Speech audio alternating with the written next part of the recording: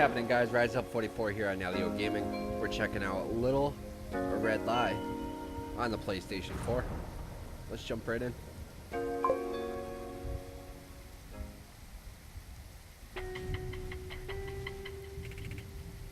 Before you begin,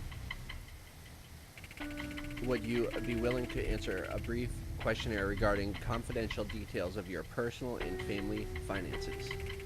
Your answers will be securely saved and stored and will influence several narrative events in the game. Sure. Thank you.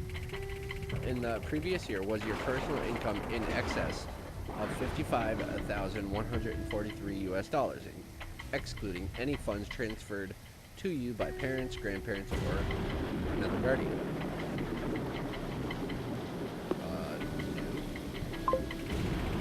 You regularly receive emergency funds from parents, grandparents, or another guardian? No. Would you rather commit suicide than live in significant poverty? No. Thank you. Little Red Lie is now in possession of sufficient information about you to proceed. Would you like to continue? Yes.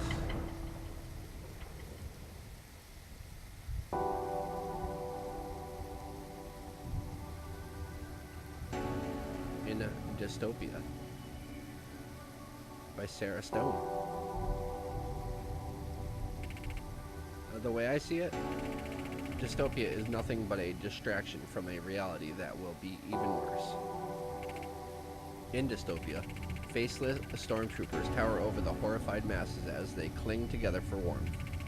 The guardsmen grit their teeth and pull their triggers on throngs of desperate protesters, cutting down waves of innocence with sinister certainty. But in reality, reality is nothing like that.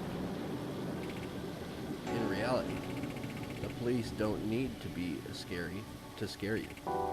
In reality, the courts are so clogged and the cops are so callous and the cages so cramped that the thought of getting lost in the labyrinth of their logistics scares you more than a bullet to the back of the head ever could. In reality, nobody needs to shoot you at all. You get knocked on your ass by a $1,000,000,000 sound cannon and run away to save the eardrums you don't have the savings or the health insurance to lose. In Dystopia, tattered rags or drab uniforms are dutifully worn by all. Met eyes and encoded gestures are made in shadow as the steel doors crush together.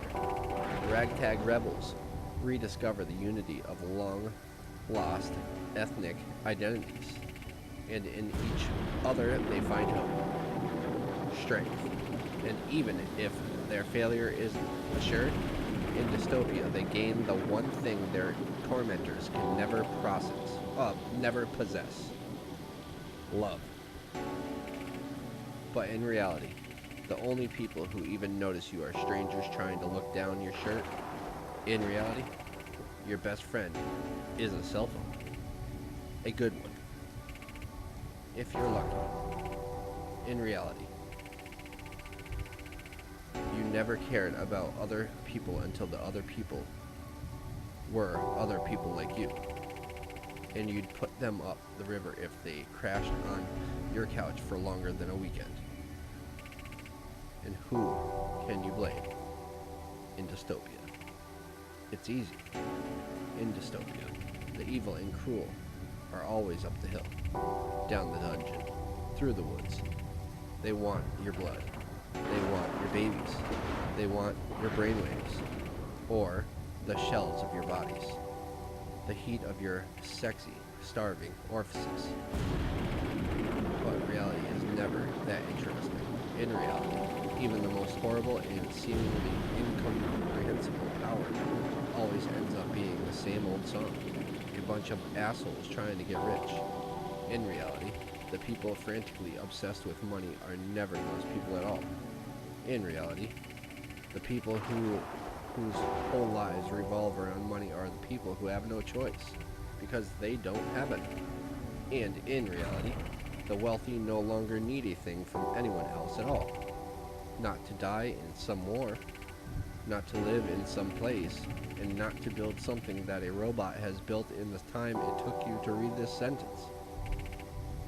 And in Dystopia, all of our creations churn midnight oil into a hateful sun. Diseases boil through skin. Faces are rendered tragically unfuckable. The destruction of Mother Earth turns everyone into a chimney sweep, a hooded nightmare, an asphyx.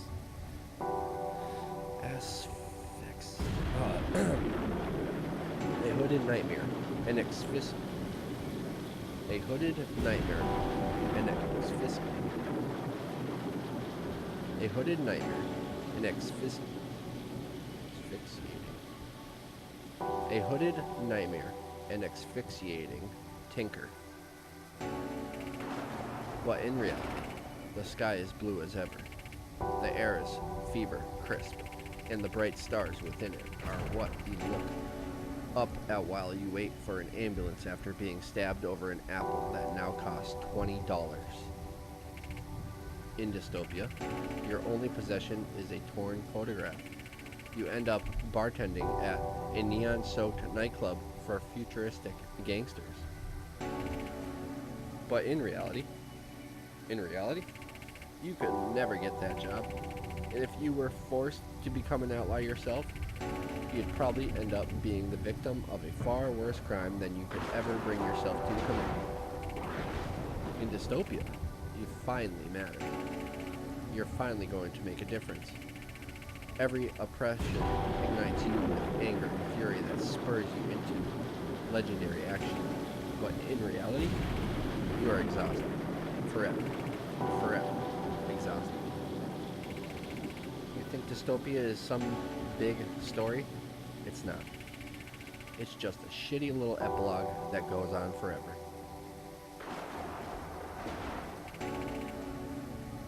And it all ends up in nothing.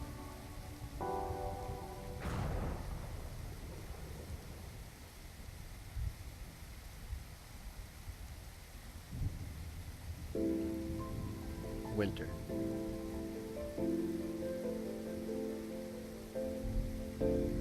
Kennedy Station.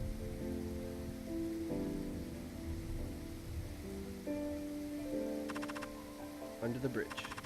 In the parking lot. They're waiting for me. Movement, interact, highlight. Enable autosave with notification. Autosave updated. Alright, we got movement.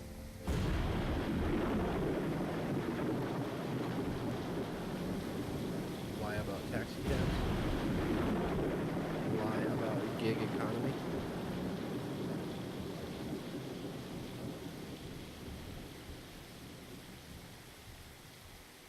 Lie about public transit. They're waiting for me.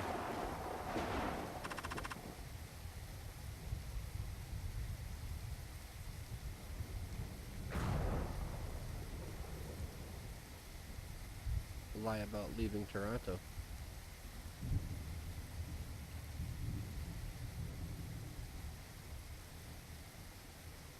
Lie about interest in a lurid crime. Drugs and thugs, a new gang war.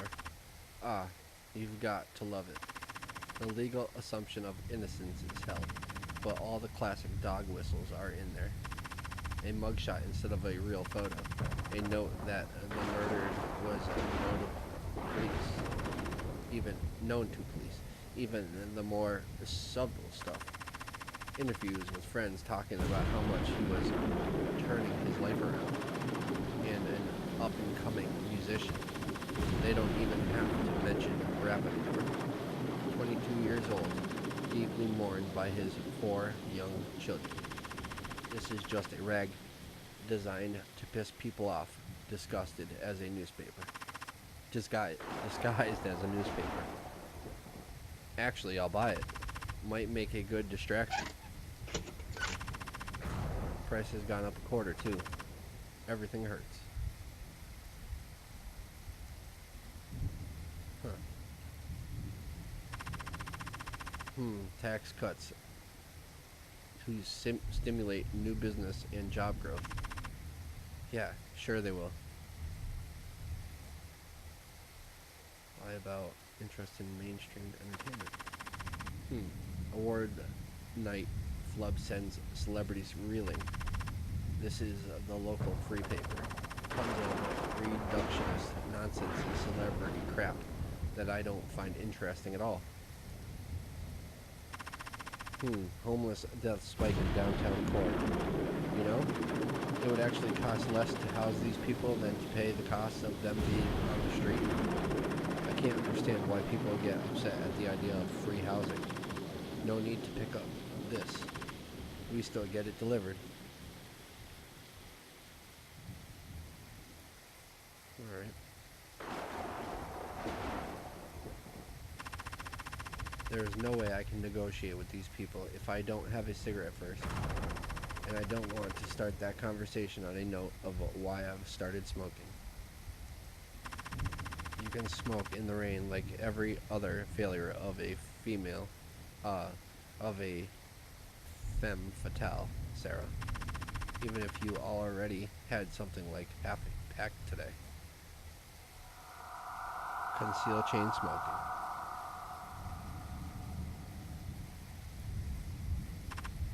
Alright, I'll have the cigarette. There's an ashtray over there by the corner. And then I'll use that washroom to try and mask it as best I can. You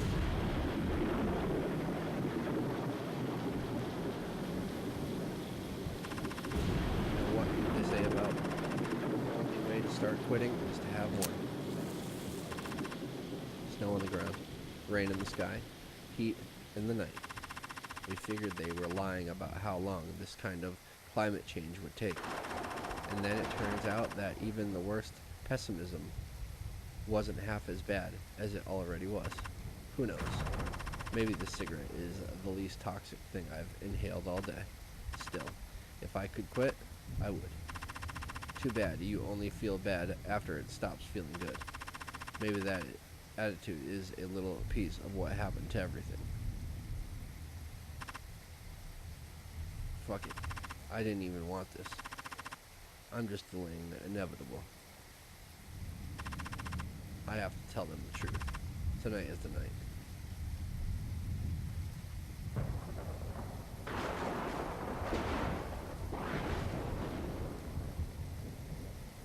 Lie about being disgusting. I've got a toothbrush, perfume, gum. This should do it. Or at least well enough to be able to say it's secondhand. The thought of somebody actually using one of these toilets is unimaginable. God, I have to quit. Look at my fingers, my teeth. The real reason they try to hook you young is so it can happen before you're even capable of imagining what looking like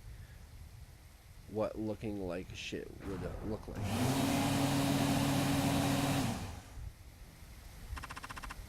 Alright, I think I'm good.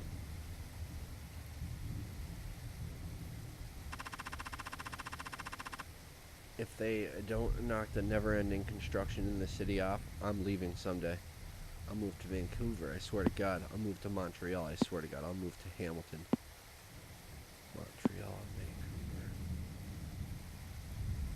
Vancouver. I don't care what it costs. It takes 2 hours to get anywhere now.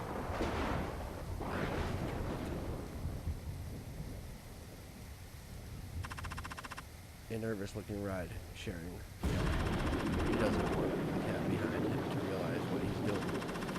Ride sharing always felt strange to me. I sort of prefer how taxi drivers don't pretend to give a shit about you.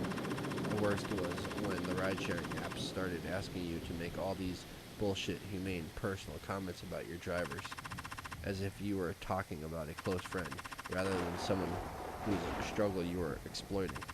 Maybe it just bothers me to have it pushed in my face. Whenever people ask me if I take taxis or ride bus sharing service. I realize that taxi cabs are the more compassionate answer, whether it's true or not. The joke is on them, though. I can't afford to take either anymore. I'm just willing to argue about it because at least it makes me seem middle class.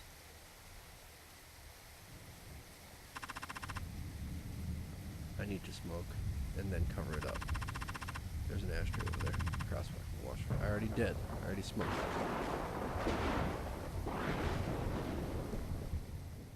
Here we go.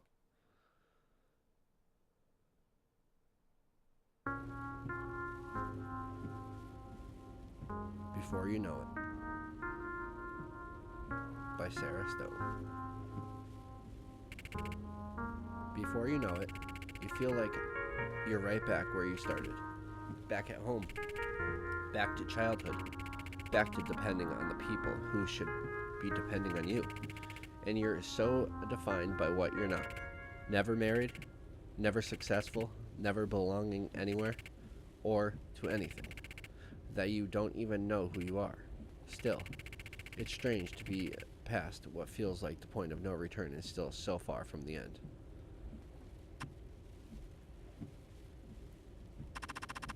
Thanks for coming to get me. You were working late.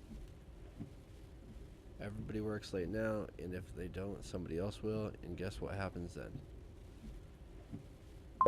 Everyone works late now. Yeah. Big project. They can't really trust too many people with it.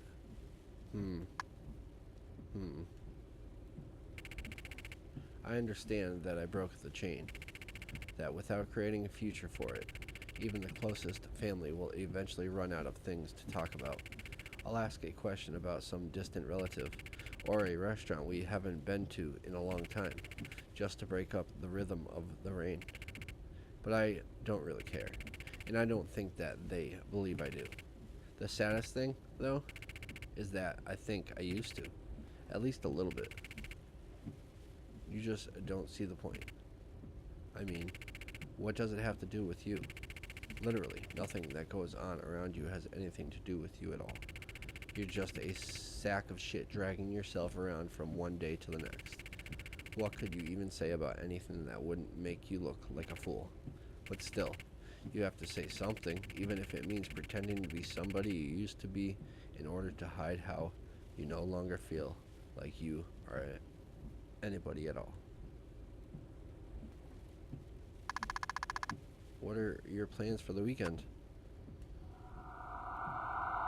Feign interest in own life. Sorry, what? The weekend?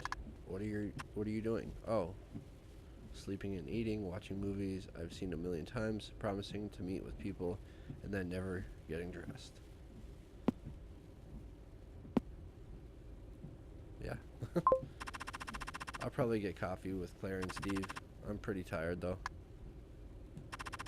You know, you're a loser when basic questions about what you're doing on the weekend feel like a humiliating interrogation. Well, maybe you should go somewhere new. Meet some new people. I have nothing in common with people younger than me. I'm embarrassed to be around regular people my own age, and everyone older than me weirds me the fuck out. Yeah, you're right. I should see if anything is going on in the city. I really miss going to concerts. Sometimes we'll pull up next to a car at an intersection, and I'll look over to see another 38-year-old woman. One who isn't sitting in the backseat of a car being driven by her elderly parents. She'll seem powerful, yelling and waving her arms at somebody on some kind of conference call, or dressed up, looking like she's heading out for the night, or listening to her kids tell her about what they did at school. But as soon as she looks back, I look away. I don't want to see the type of person I wish I could be. See me wishing I could be them.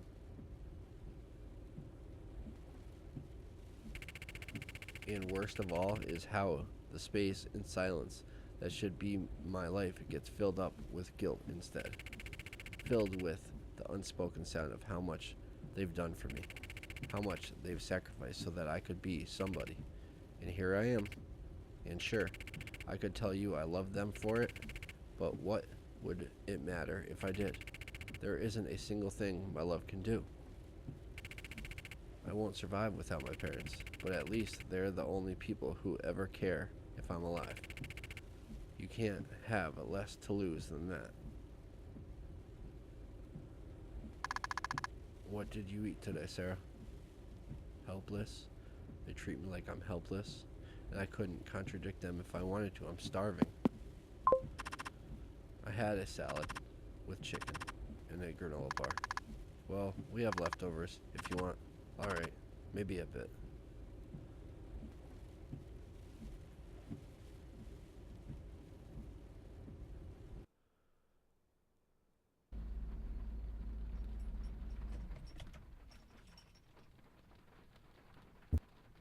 Sarah? Hold on a second. The way he said that. What he know? What does he know? What could he know? Is something wrong? We need to talk. Dad, stop being cryptic. Just tell me. Your mother is worried. About what? What happened with her this time? The way he exhales now. The moment he even thinks about her. Your sister is beyond being worried about, Sarah. Your sister is beyond being worried about, Sarah. Oh, okay. Your sister is beyond being worried about, Sarah. Mom is worried about you. Jesus Christ, he knew I would think it was a relapse. He always does. Says half of something and pretends it's just his personality. He knew I would think it was a relapse. He always does. This is half of something and pretends it's just his personality. I'm fine. She thinks you work too much. She thinks I'm a lesbian or too much of a slut to be taken seriously or not enough of a one to find somebody in the first place.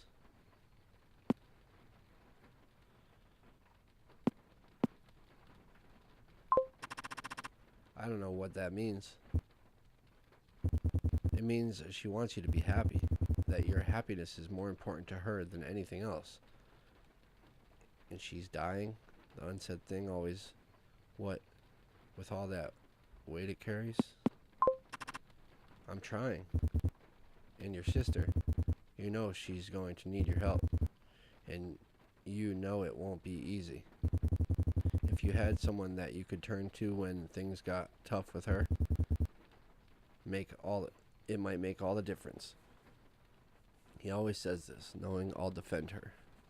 He wants to hear somebody do it, even if he feels like he can't.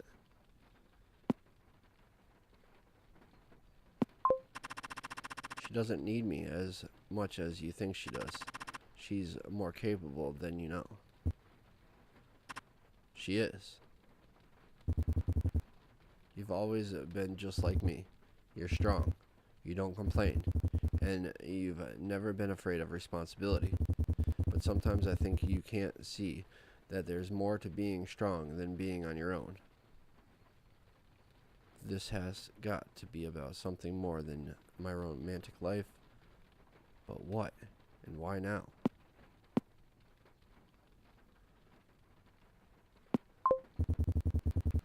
What you don't see is that I would have never been strong enough to take care of everything without your mother, or your sister, or you. I know I make it seem that way. It isn't that way at all. It's family. Sarah, family. Anyway, I think that's what your mother wanted you to know. Is that it? I couldn't tell by the way he locked eyes with me in the rear view. Was it intimidation? Fear? Pity? It's hard to read your parents as people. You don't want to do it, no matter how old you get. You want to believe nothing could shake them. No, that isn't it. I have to tell you something important, and I don't want you to say anything about it to your mom. Not yet. Cancer. That was what got his mom. Heart failure, grandpa. Alzheimer's runs all the way through his family. Just tell me. We can't afford to take care of your sister anymore. What did she do? It isn't just her. There's medication costs for mom. They just keep going up. What else did they put her on? I don't even know anymore. Between the two of them, it's a mountain. And are they even helping? Is there any point? Not that you can ask that.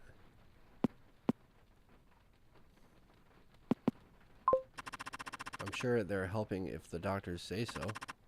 Well, get through it. Your sister doesn't listen to me, Sarah. At the very least, I need you to get her to stop buying whatever she feels like off the internet. I'm not trying to pit you against her, but if she doesn't knock it off, we won't have any choice but to start charging you rent. It's the last thing I want to do. I know you're working your tail off trying to get your life back on track, but things are that serious. And maybe, if you can put it to her like that, if she knows how hard you're working to rebuild, maybe some of that attitude will rub off onto her. Maybe. I mean it, Sarah. You've done everything you could, despite how tough things are out there. I know how much it must have hurt to move home and rent out your condo. I sold the condo.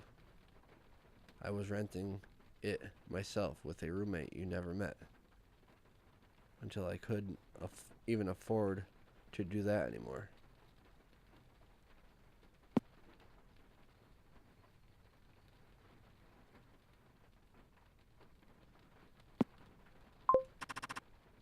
I don't miss it. I was lonely there. But you still own it? And this is still Toronto? And you've still got the equity from the down payment plus all of the years you paid into the mortgage. I borrowed against all of that equity years ago, not to mention how much of the profit I had to use to sell it, all of which is long gone. Yeah, I'm sure the appreciation on it is still going strong. I checked a while ago. I think about all these kids your age that I read about in the paper. The ones who not only didn't save, but got buried under mountains of debt that they never should have taken on in the first place.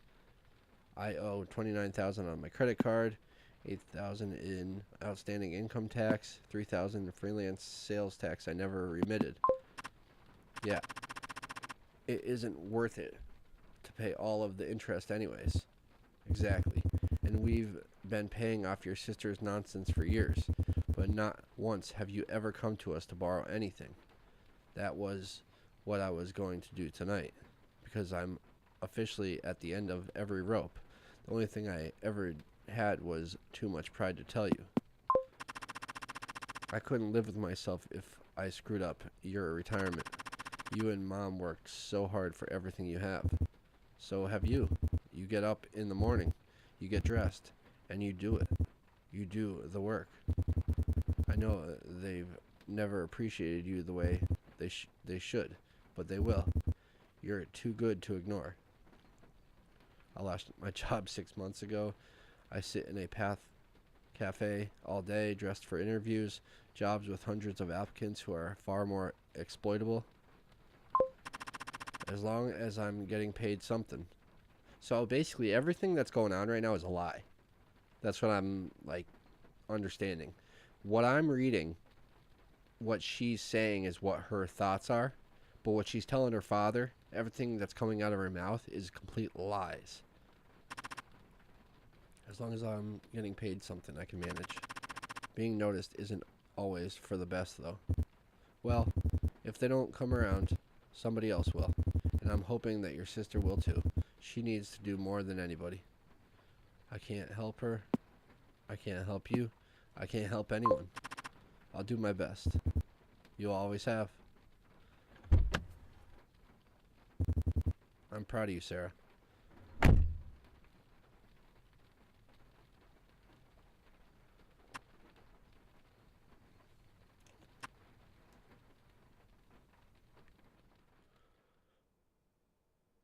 Little red lie. Yeah.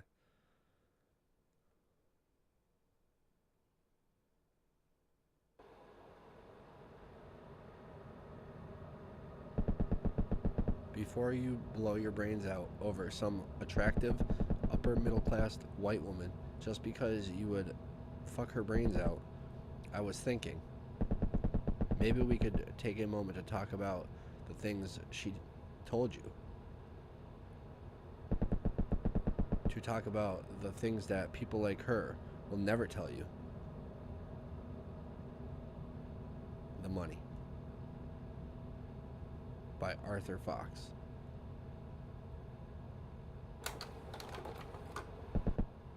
You know her.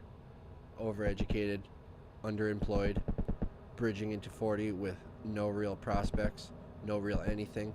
And then, one day, a bill finally arrives that cannot be paid. One which even the family that made her feel invincible all of her life can no longer bear. And then, it all falls down. Then comes the self-pity, the woe is me, the toxic, dishonest belief that even if you had a shot, you'd never had a chance. But let me ask you something. Where was this person 5 years ago? I'll tell you where they were. They were pretending they never saw it coming. They were racking up debt, desperately hoping they would never lose an imaginary face with kombucha sipping, kombucha sipping celebrities. 10 years ago, they were blowing every cent they made or could borrow in service to a hashtag. Shoes, travel, asinine brunches. 15 years ago, forget it. Laughing it up in the hollowed halls of higher learning, acting as if they were somehow smart enough to get a degree in angst throw apology, but not smart enough to know they were digging their own graves. And now they want the world to feel sorry for them, so they won't tell you about what they really come from. They won't tell you about the safety net that still sits secretly beneath them. They won't tell you how they did it to themselves. But the past is the past. Nobody can run from it forever. And the numbers don't lie. And even if they can't deny their guilt, once you throw their mimosa tabs and aluminum laptops in their faces, they would still say that it wasn't their fault, that they didn't know better. They would still say that they were told their whole lives that if they did what they were supposed to do, that they would end up safe and sound. But where are the people who said this? When was this so-called speech they give? Where did this happen? Who wrote it down? What did it say? They don't exist. It doesn't exist. And I don't know about you, folks, but I don't feel sorry for them. And since you wouldn't be in this room unless you were at least a little bit like her, I'm gonna have to say it. I don't feel sorry for you. But we don't need to feel sorry for ourselves. We don't need to feel anything. What we need to do is stop talking, stop complaining, and actually do something about the mess we are in. And tonight, that is exactly what we are going to do. Manipulate the desperate and unemployed. Seems like a family wishing crowd tonight. Lots of sad single people. All swap things around, so it seems like that part is the grand finale.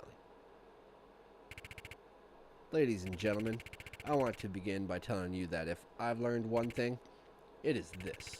Money is not the most important thing. It is the only important thing. Nothing that was ever not about money was not about money. Not even the things that seemed to come close. You show me any good thing in the world, anything at all, and I'll show you why it doesn't mean a goddamn thing without money.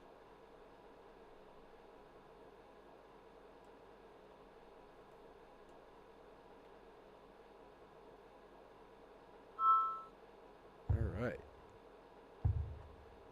This is pretty cool. Everything is lies, though. I love how the two different perspectives are presenting themselves. It's like what you're telling yourself, what's in your brain, and then what's coming out of your mouth is just lies. And I'm kind of worried where that first story is going to go. I don't know. That girl kind of seems like she's on the edge. Like, I don't know. This guy, who knows what's going to happen with him. So, the game is now saved. And we have no other options except for movement and interact and this highlight button. But there's no menu. But that's actually where I'm going to end this first video, with Little Red Lie here on the PlayStation 4. I appreciate you watching on Nalyo Gaming. If you haven't already done so, please click that like button. Let me know in the comment section what you think. Share with your friends. Follow me on Twitter at RiseUp44 and at Nalyo Gaming. And please consider subscribing to me here on Nalyo Gaming. What do you guys think? Is this a game you're interested in seeing more from? Is it a game you'd want to play? I'd love to hear what you guys think down here in the comment section. But that's going to do it for now. I'll see you in the next one. Thanks for watching.